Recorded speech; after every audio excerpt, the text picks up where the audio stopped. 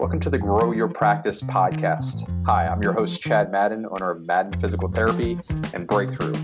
Join me each week as we dive into the best practices, systems, principles, tips, and tricks to help you grow your private practice.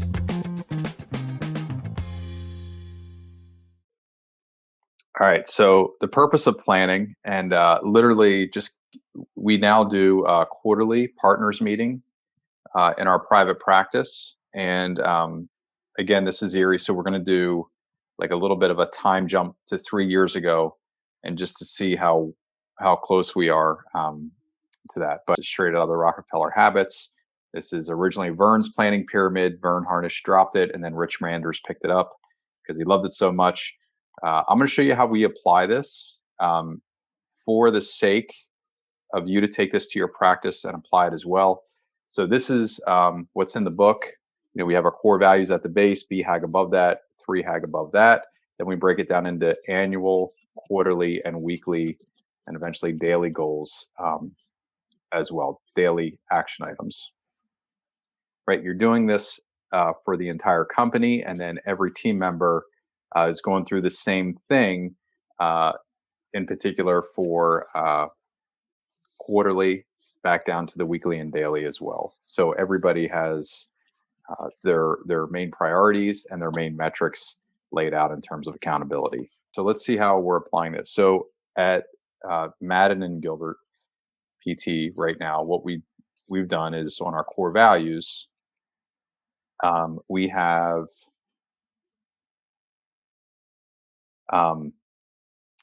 these are our 3 core values, right? So this influences what we hire for, really what we're looking for as a team. And remember, core values are not aspirational.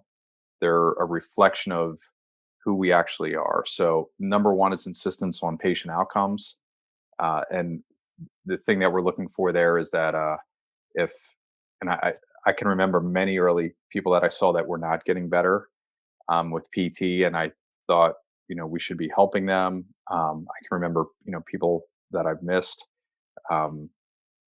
in terms of, misdiagnosed, and they really had an underlying mechanism going on. But that insistence on patient outcomes, where they carry it home with them, for lack of a better term, like they really care about people getting better, and they're willing to, climb any mountain in order to make that happen, find the knowledge to make that happen and help the person. That's really what we're looking for in our, not only our PTs, but anybody that's in the clinic, from PTAs to techs, and then also into our marketing, front desk, billing, et cetera. Beginner's mind, that's really, they're always learning, right? They're looking at everything with a fresh set of eyes, and they're thinking through. You probably have team members that are constantly thinking through and trying to elevate. And then you have others that might be status quo, right? We want to have as many people on our team as possible that take that beginner's mind approach, and they're constantly learning. And then finally, elevate others. Pretty self-explanatory, but they're a team player, right? Oddly, at Breakthrough, we have very, very similar core values as well. And truth be told, I was able to steal a lot of Carl's work around the core values that he did for Breakthrough, Carl Matiola, and bring it over to our private practice as well. So next up in that foundational pyramid is the BHAG. Ours is simply this: by 2030, Madden and Gilbert PT is the #1 physical therapy service provider in Central Pennsylvania, as measured by graduated patients. Now, some owners that I've talked with will really get lost in, well, how are you going to measure that? How am I going to know what Select Medical, what Hershey Medical Center, what UPMC, what they're doing in terms of number of graduated patients? I don't know. I'm never going to know that, right? But we can kind of take an educated guess. And we know that if we continue on our growth path, which I'm going to show you here in a second, that there's a pretty good chance that that's who we're going to be. Remember, a BHAG is kind of vague. It doesn't have to be this very specific, detailed. It's not going to say, we're seeing 1,100 new patients a week or anything like that. That's not the purpose of that big, hairy, audacious goal. But this is what we're aspiring to accomplish over the next now 9 years. It was 13 years when we wrote it. So I'm going to exit here and show you growth rate and 10-year projections, at least how we think about this. I know Steve and Andrea get the gold star for 20 years out. So in doing this, three things I'm going to show you here. The first is I just kind of assume that everybody wants to grow at 20%, but I want to show, and you might have seen the videos that I posted this week around this, but I ran projections just in terms of visits. If we had three owners all start at 50 visits a week, which to me is a full-time schedule, right? So this is the self-employed solopreneur, the way that most of us start out in the beginning, right? 50 visits a week. And practice A grows at 20% a year, practice B grows at 10% a year, practice C grows at 5% year over year. Now, the thing to note is how remarkable this becomes over the course of the owner's career. And my contention or my hypothesis is that this is really a choice. You can choose your growth rate. Why do we choose 20%? Well, it's a nice round number that's easy for everybody to focus on. It is coincides with the 20-mile march story from Jim Collins' work in Good to Great, and I think Built to Last as well. I think he has the Ernest Shackleton. You might have heard me talk about that. Two teams raced to the South Pole in 1911. One team did aim to do 20 miles a day, regardless of the weather conditions. The other team, when the weather was fair, they would charge ahead and do up to 40 or 50 miles a day. When the weather was poor, they would hunker down and not move at all. Ernest Shackleton's team, the disciplined 20-mile approach, they reached the South Pole, I think 30 some days before the second team did, and everybody survived.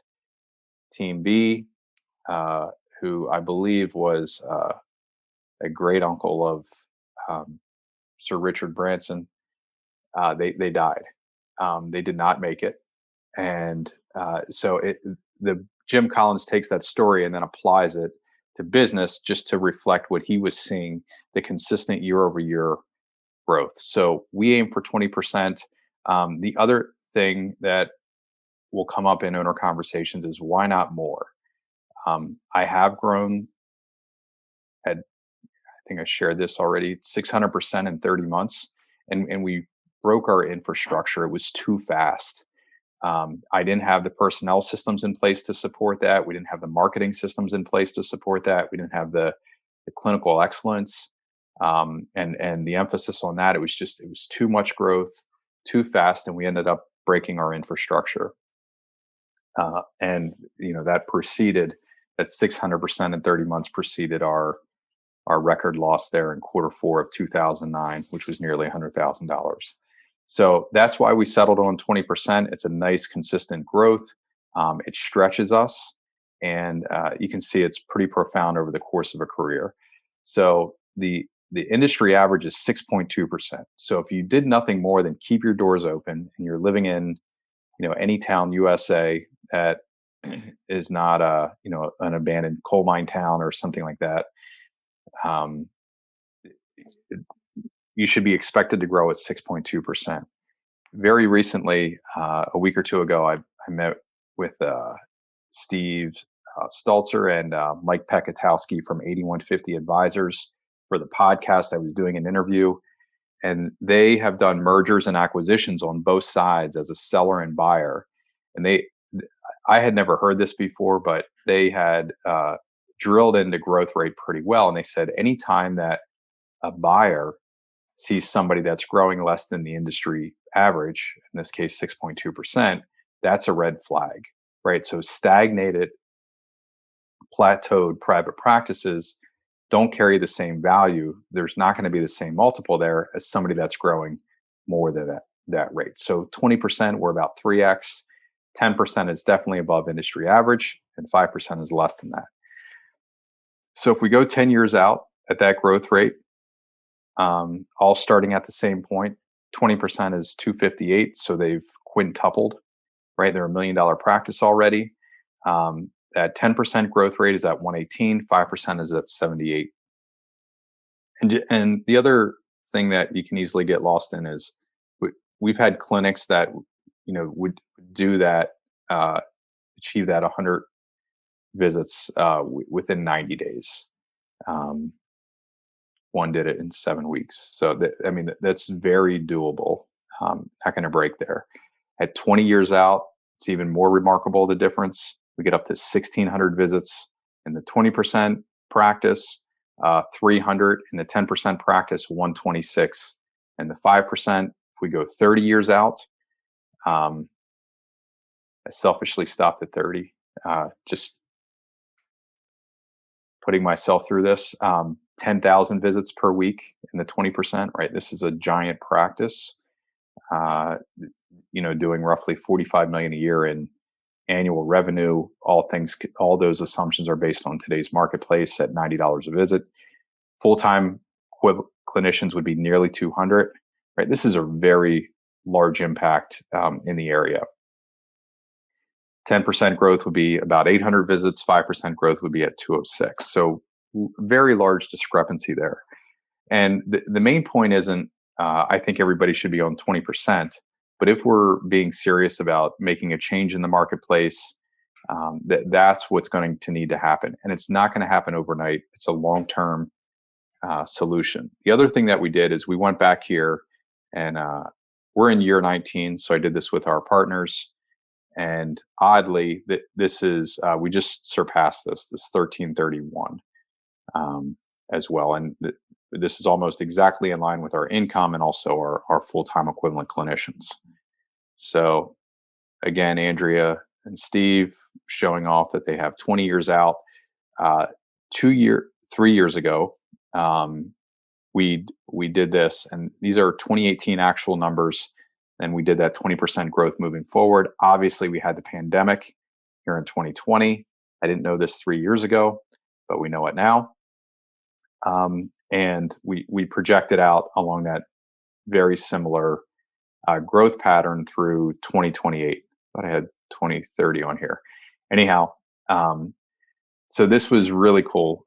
Last week, April 1 through April 7th, which was our first full treatment. We run Thursday through Wednesday, just based on how our management meetings go and our clinical director meetings are structured. So our fiscal week is Thursday through Wednesday. April 1 through April 7th, we had combined in all 6 locations as a company, we had 1,388 visits. If you take this 71,878, this number right here, our projected run rate from 3 years ago for this year, 2021, and you divide that by 52 number of weeks in a year, you get 1382. So we already, even after the pandemic, and realized that when we did this back here, we only had 2 clinics. So we've opened 4 more clinics over the last 3 years. We hopefully survive the pandemic unless there are more waves and mutations that I don't know about or understand. But we just surpassed that weekly visit count that we were aiming for. So that made our group feel really good. All these initiatives and all this planning that we've done, it's actually working. And I want you to feel that same thing, that there is a value to you going through this process and planning, because in the end, what it does is it forces you to ask yourself better business questions. Do we need more space? Do we need more personnel? What are the major obstacles that we need to solve in order for us to achieve that 20% in spite of what's going on in the marketplace? Obviously, last year was a huge outlier that I hope we don't have to deal with again. And then we're taking a look already at next year. Okay, we have our pandemic clinic that we opened up in Shrewsbury. We just hired the 3rd full-time clinician there. We're already at 165 visits last week. So that clinic, again, that we opened March 9th of 2020, that is already a 3-team clinic, and we're running out of space. Is the space next door available? Should we open another location? And we started brainstorming and solving around that for the remainder of 2021 here. Same thing for what Chris is doing in Camp Hill, and also what Dan is doing in Dolphins. So we're pushing ahead, and where do we need to be in order to achieve this 20% 21 growth rate. The other thing that I'll say is this: the it also it not only forces us to ask ourselves better business questions, but it stops us from trying to open 4 clinics in the next 3 months, right? Um, which again is, if you don't have some sort of North Star guiding light, long term, it's called long term greedy, uh, not short term greedy, but long term greedy, disciplined approach to how you're going to grow your business. It's very easy to make mistakes. Literally this morning, case in point, I got a call, um, and this is very serendipitous about how this happened. But I got a text this morning, 8 o'clock. Was running Christian to a baseball tournament, and the lady's name is Barb. Barb runs a gym. 3 years ago, we had a conversation with Barb, and I grew up with her son. She's an awesome lady, super sweet, wears her heart on her sleeve, and manages a gym. And this gym just went up for sale, and they have a large pool, and they used to have a Dreyer PT in there, and then it became a Select Medical, and now it's back to Dreyer. They also have a large orthopedic office in there, roughly 8,000 square feet, I believe. So anyhow, everything just went up for sale, and we had looked at this in terms of opening our third location years ago. But so I took the call with Barb, and we were having the conversation. She said, basically, here's this opportunity. I thought of you. And I said, I'm going to be honest with you, Barb, and a straight shot. I can bring it up with our partners, but we're very focused on where we're growing right now. And a few years ago, if I didn't have the planning process in place, and if I didn't have the discipline, and I'm thinking back to 2008, 2009, when I just wanted to, conquer the world through PT, in my young 30s, I would have wasted a lot of time going down that route, right? Where now we have a more disciplined approach. What do we need to grow to do 20% this year? For us, as we're looking ahead, we think if we just maximize the space and personnel utilization in our 6 locations right now, we're going to be ahead of schedule. And really what we can start doing is making sure that we have the PTs in place, and that we're lining up our ducks in a row and maximizing the opportunities in the marketplace for 2022, and start planning ahead there. So it gives you some discipline as well when you're focused on that, rather than just taking any opportunity that comes along right now. And then this is the final one. We were just doing quarterly new patients, just set a record here in Q1 with 756 new patients, but you should be looking at these as well. And just so this is our monthly new patients, quarterly new patients. You should be tracking that and making sure that your new patients are supporting your visit growth. That's at least how we look at that. So if I can toggle back here, great. Yep. So we have those quarterly. Those quarterly numbers to support. And then finally, I know it seems like a lot of work, but it's well worth it, especially when you start planning, asking yourself, what are the 2 or 3 things that we need to accomplish in the next quarter in order to support our long-term growth? If you're looking quarter over quarter, 20% growth per year is about 4.7% growth. So if you're doing, 1,000 visits a week today, that would be roughly 1,047 90 days from now. Not, very, very doable for most of us. And you just you back out and ask yourself, how many more new patients do we need for another 47 visits a week? If you're averaging 12 visits per new patient, it's an additional 4 new patients per week that you need coming in on top of what you're doing right now. Most owners, my guess is 100% of owners at some point look at their P&L. So even if it's on an annual basis, most of us do it monthly, but you're looking at like some sort of profit and loss statement from your CPA, right? Or from QuickBooks, or however you're doing your accounting. Or you're looking at your checking account balance, which is an even worse way to financially manage your business. Now, both of those things, whether you're looking at a P&L or you're looking at a checking account balance or looking at the past, a pro forma and this tool, this profit planner, is looking at the future. So you're using your assumptions based on the past, your past behavior, to predict the future. What does that allow you to do? We have this diagram. I know you can't see it if you're listening to the podcast, but what it allows you to do is you can, so once you have the profit plan in place, then you can go forward and you can say, okay, what are the profit levers? What are the strategic changes that I can make next year? Should I be adding a cash-based service? Do I have underutilized space or underutilized schedules that I need to fill? Should I be adding additional space? What does that look like? Do I need additional equipment? Things along those lines. Should I be dropping a lowest payer? Should I be attracting more of a higher payer? Those strategic questions, they can become overwhelming, especially when we don't have a plan in place. When we do have a plan in place, then we can start to play around with, what does this look like when I add this service? What does this look like when I change my payer mix? They're the most important things that as you're, and again, I had said that when you go through this exercise and you have this tool, you're going to be asking yourselves better business questions. Unfortunately, pitfall number one is most of us just look at past behavior.